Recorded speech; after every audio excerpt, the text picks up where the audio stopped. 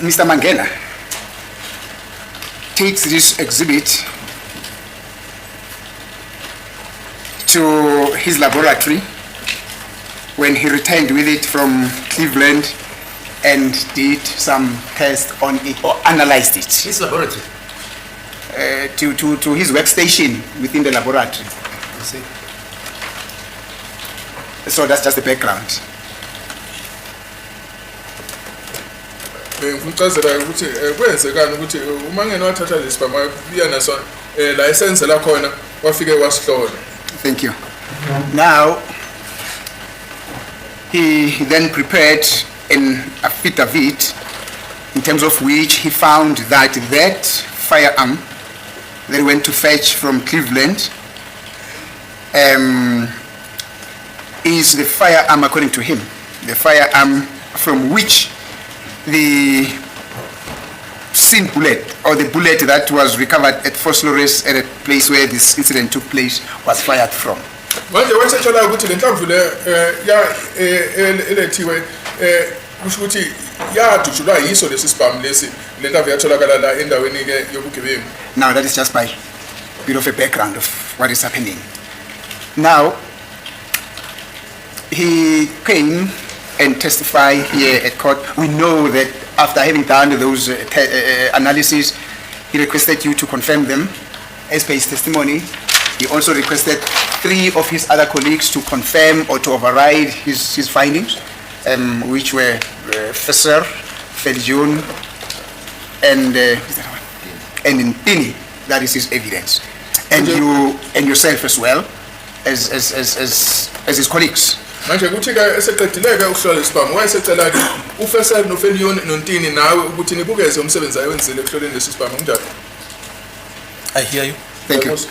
Now, is it correct that to one of the questions that was posed by my colleagues as to the procedure relating to the confirmation of results or their review in circumstances where the chief examiner finds that they are positive and he goes to his colleagues, he finds his colleague confirms his finding of positiveness, then in terms of protocol, then the matter would end there. Kusho ukuthi ke uma ohlolayo ukubala esehlolile wathola umphumela ubiza owesibili ukuthi akazoqinisekisa lo mphumela ngoba uthole umphumela owamukelekayo kusho ukuthi ke uvele kuphelele lapho akunjalo. Yeah, that is correct, but I must also state that analysts are not prohibited from consulting other analysts. Yes. Yebo ngiyavumela lokho kodwa ke abahlaziyi laba abangatshela ukuthi bangayo thola imbono kwabanye. Thank you. Just to confirm and authenticate their finding, and so. Uqinisekisa ke imphumela abayitholile akunjalo. Is it in respect of verification or opinion? I did not get the question well. Angitholanga kumbuzo umbuzo wakho ukhuluma ngokuthola isiqinisekiso noma ukubukeza. I don't know whether confirm, review, authentication, or opinion, they carry the same meaning. You got to tell us. Okay, la magama kumene ngathi achaza into eyodwa mhlawumbe ngashare. The person who verifies the finding will also complete a prescribed form, worksheet. Manje umuntu oqinisekisa ke umphumela uzogcwalisa ke form ethize. There might also be other people who just give opinion, but they don't complete anything, any document. They just give an opinion. Abanye bengenza ke bazoletha imbono yabo mayelana nalomsebenzi kodwa akusho ukuthi nabo bafanele bagcwalise iform. Are you done with your explanation? That is correct. Yeah, thank you. Now, I want to understand your explanation very clear. You say a person that confirms there's a form that they fill in. Let's segmentalize your answer. The verifier completes a worksheet after he has verified the findings, like I did in this case. Okay.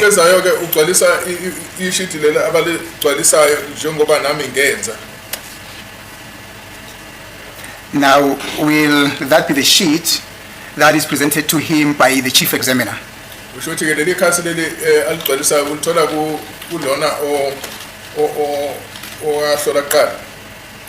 The sheet is part of the case file.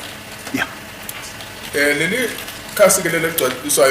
lifakwa ngaphakathi kwefayili leli cala. Thank you. Now, those that would also be involved, you refer to siphoning opinion from them. What is it that they necessarily do? Manje labo okucela kubona ukuthi nabo abafake yabo imbono yini ke abayenzayo?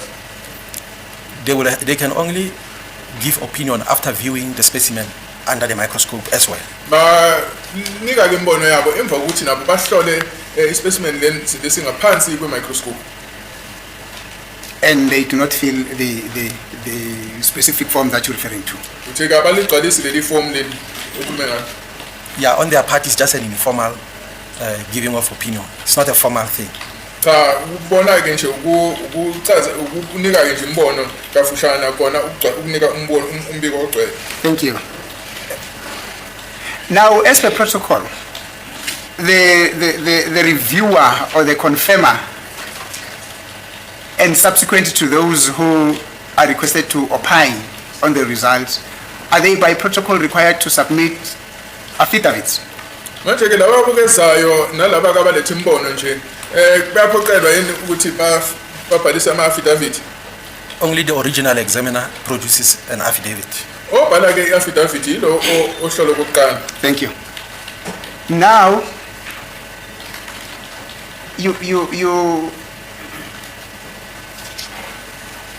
I don't want to say that you said that, but from what I got from your explanation of the operation at the Forensic Science Laboratory, there are protocols and there are exceptional circumstances where those protocols get deviated from, not so. Njeke khona imithetho ke ukuthi ngaphansi kwezinye izimo kuyaxhezulwa kuyona. Akunjalo? That is correct. Yebo. Thank you. Now, in terms of the review protocol, that is confirmation of the results, the standing rule is that the chief examiner would approach his colleague in circumstances where there's a positive finding, will approach his colleague, and if his colleague affirms his finding, then his colleague will pen an affidavit, and then his colleague, who is now the reviewer, will just fill in that information in the form and sign and say, in this regard, I totally agree with you. Is that how I understood your explanation of the operation of the business in there? Ingcazelo yakho ithe inqubo engisebenza ngayo ukuthi ke ohlolayo umhlolo oqala uyahlola bese bhala ke bese fila iform bese bhala affidavit emva kwaloko ke bese cela ke umunye osenza naye ukuthi akabuyekeze lo msebenzi awenzile bese ke uyafika ke naye uyahlola ke bese ke egcwalisa iform akukona lokho engikuzwe ukuthi kusetshenzwa ngaleyo nqubo. The affidavit is compiled after the verification process. Affidavit ke ibhalwa emva kokubuyekeza. Thank you, that's perfect. Now, what are circumstances that would necessitate a further consultation or a further request of opinion from members in circumstances where the results are positive? Uma ukuthi ke kutholakala umphumela owamukelekayo yini ke ngenza ukuthi kudingeke abanye bazoqhubekela phambili bebukeza? Can the question be specific, please? Repeat it. Thank you. I'm going to repeat it. Be specific to this matter, Cela ukuthi umbuzo ke awuqonde ngqo kulolu daba so that I can be able to give a direct answer. ukuze ngilethe impendulo eqonde ngqo. No, Colonel, it does not work out like that. You can't tell me how to ask my questions. Your duty is to answer my questions. You can't tell me what questions must I ask. It does not work out like that. Instead, it works in a different way. I ask questions. If you've got an answer to the question, you answer it. If you feel like you are unable to answer the question, you say, no, yeah, I can't commit myself. You understand? You understand? I hear that. Thank you. Now, the question is, in what circumstances or what would necessitate a chief examiner to approach further members to confirm his positive finding after he had received a confirmation from the reviewer? Yesiphi? Yeah, that's the point. It's not an examiner, as I understand the evidence. It's an analyst. It could be a chief analyst, for instance, but it's not an examiner. Is that the position? We use both words simultaneously, my Yes. lord. Chief examiner or chief analyst? They are forensic analysts, but sometimes we call them examiners as well. Okay, fine. Thank you, And Mike. then who's a verifier? Is there a verifier? Because I heard you saying we did the verification. A verifier is a forensic analyst who is competent in that, competent Okay. and proficient in that type of examination. Okay, sorry, Mr. Let me see if you can go on. Thank you, ma'am. Clarification about. Yes. Now, my question is, did you understand it, or should I repeat it? To answer this question, Yes. once the findings have been verified, meaning that the verifier has completed the worksheet, Yes. he has appended his signature on the worksheet, manje Yes. ke obuyekezayo ke uma sebuyekezile waseke egcwalisa ne-worksheet leyo the process stops right there. Then the original examiner can compile an affidavit. umsebenzi ke uyama lapho kusho ukuthi ke umhloli ohlola ekuqala usengayibhala i-affidavit. Thank you. Thank you. Now we are done with the aspect of verification, the integrities and the dynamics involved in there, and thank you very much for your answer. Now, Lieutenant Colonel Mangena, after having analyzed these exhibits, having approached you to confirm his findings, and having prepared an affidavit in terms of Section 212 of the Criminal Procedure Act, he then submitted to the state, and then subsequent to that, the court process then started. Usho ukuthi emva kokuthi ke Lieutenant Colonel Mangena esehlolile wacela ke ukuthi kube nozobuyekeza emva kwalokho wasebhala ke i-affidavit kwase ke mfana sekuyiwe enkantolo kanjani. I hear that. Thank you, sir. Then fast forward, he came here and testified about how we arrived at his findings.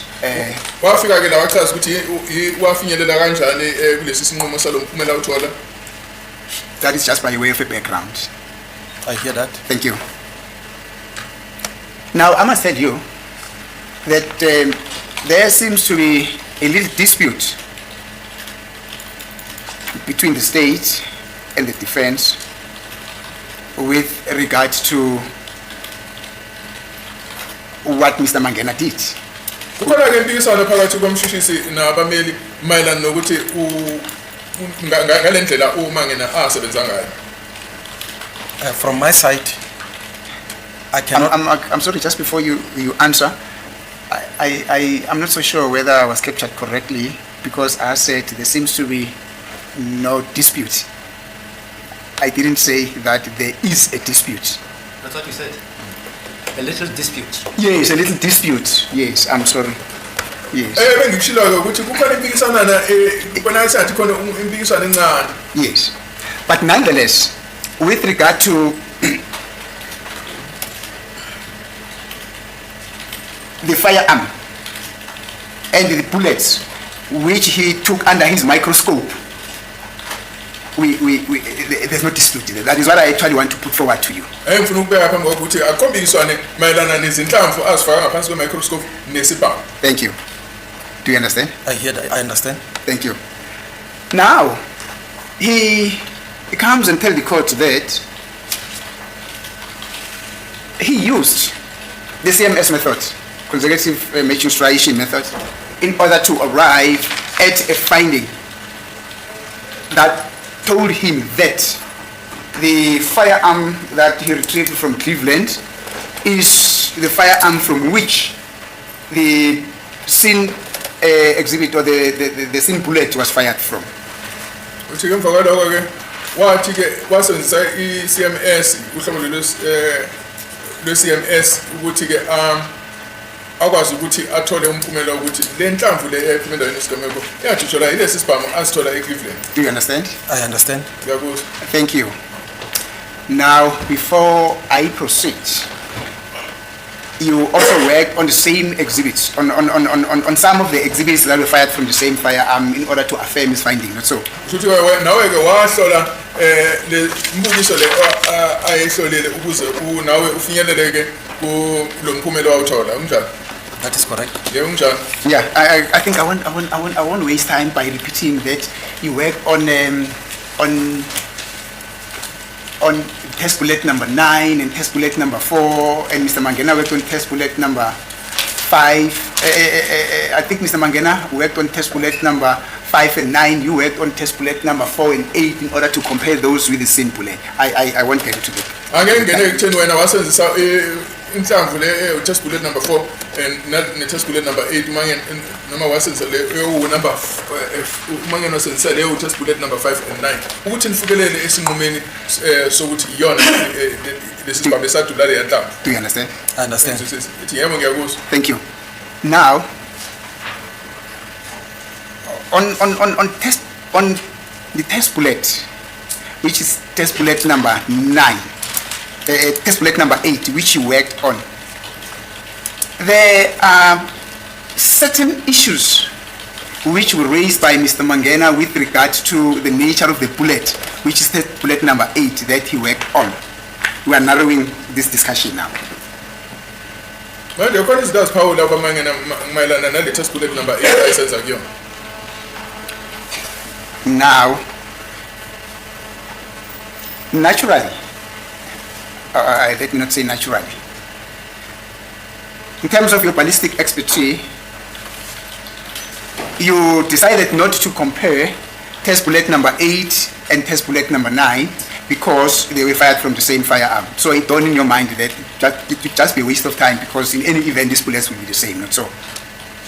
When I was saying test bullet number 8 and 9, nanoma isasithuthule isibhame sodwa kunjani? That is not a correct representation of what I did. Akuyona incazelo enhle yalokho engakwenza. Maybe let me put my question in this way. Upon receipt of the file from Mr. Mangena, you work on test bullet number 4 and on test bullet number 8, and you find that test bullet number 8 was a more convenient bullet on which you could then base your conclusion, and also on test bullet number 4, not so. Manje uthoma usithola ifile uyithola kwaMangena, wena ke waseke uqoka ukuthi usenzise test bullet number 4 ne number 8 ngoba beziveza umphumela omuhle akunjani? I checked all the test bullets, Yes. but at the end of the day, I settled with TB4 and test bullet number 8. Yes. Hayi ngihlola zonke lezi enhlamvu kodwa ke ngase ke ngiqoka number 4 ne number 8. Thank you. That is exactly what I'm saying. Ikona lokho engisho. Thank you. Now, let's look at test bullet number 8. Did you find any characteristics which you will be able to convey to this court as you looked at that bullet through your microscope? Distinct characteristics. Manje usubheke le nhlamvu yo number 8 khona yini impawu ezithize owazibona kule nhlamvu lena ezingekho kwezinye inhlamvu ongakwazi ukuchazela inkantolo ngaso? I have already demonstrated that to the court Hayi bese ngikukhombisile lokho enkantolo. with respect to test bullet number 8. Masikhuluma ke ngenhlamvu test bullet number 8. Yeah, I need to simplify my question, you see. I'm not referring to at the time when you compared the scene bullet and test bullet number 8. Now, when you look at test bullet number 8 on its own, you see individually, did you manage to identify certain characteristics that would have interested which would have been of interest in terms of your expertise that you can share this court with? Ngithi mina le nhlamvu le number 8 angikhulumi ngokuthi wayiqhathanisa nale enye inhlamvu ephumela inesigaba. Sengikhuluma nge-test bullet number 8 iyodwa nje ukuthi zikhona yini izimpawu ezithize owathi uma uyihlola wazibona kule nhlamvu lena mhlambe kungathanda ukuthi mhlambe wathi usukwazela ukuziqaphela ongafisa ukuthi ke wethule lokho wakubona lapha enhlamvini la enkantolo. TB8, I selected it because I saw better profile, marking profile on it. Yes. But not saying that the others did not have marks completely. TB8 ngamkhetha ngoba ngabona kukhona izimpawu ezibonakala kangcono kungasho ukuthi lezi ezinye zazingenazimpawu. So those are the only features of TB8 that you can tell this court about. Ikona kuphela ukubonakala kule nhlamvu ku number 8 okwehlukayo kwezinye inhlamvu okwazile ukubona. That is correct. Yebo kunjani? Thank you. And what about TB4? Manje TB4 yena uthini ngayo? TB4 also, as I have already demonstrated to this court, TB4 also had converging similarities. Yebo TV4 naye unazo izimpawu ezihlanganayo ngawuthize nale inhlamvu. But in overall, TB8 was marked. The transfer on TB8 was better in relation to the transfer in TB4. Kodwa ke ukudluliseka kwezimpawu lapha le nhlamvu number 8 kwakubonakala kangcono kucace kangcono kunokudluliseka kwezimpawu ku TB4. Thank you. Now, Mr. Mangena told this court that although he could identify certain marks in TB9 which enabled him to compare, which enabled him to find a positive finding when he compared it with the same bullet, but there was a bit of a challenge with the test bullet number 9. And I'm going to explain it to you what is it that he said. Lieutenant Colonel Mangena uthi yena ke noma ke wabona ukuthi ke uyakwazi ukuthi aqhathanise kalula inhlamvu le number 9 nenhlamvu ephuma endaweni yesigameko kodwa kokukhona izinselelo ahlangana nazo mayelana nale nhlamvu number 9. And this is what, do you follow? I follow. Thank you. And this is what he said. Nakho kakusho. Now he says in his determination of the striations on, let me start it this way. He said it is so that he found that there were striations in the exhibit bullet which he could compare with certain striations which were in the test bullet number 9. Uthi yena ke khona imigqa ayibona ise kule nhlamvu le ephuma endaweni yesigameko yabona ukuthi yaqhathaniseka nemigqa etholakala kule nhlamvu utest bullet number 9. However, the challenge that he had is that the shape of the bullet was in the form of a concave. Concave, in other words, it had a pitch. It bended. It had a bent inward, a concave, yes. That is what, amongst others, that he told this court. Uthi ke kukhona inselelo ayithola yokuthi la obusheni benhlamvu kwakukhona indawo la engathi inokuba nesigodi kancane esenza ukuthi impawu zingadluliseki kahle. Now, at the area where there is that ditch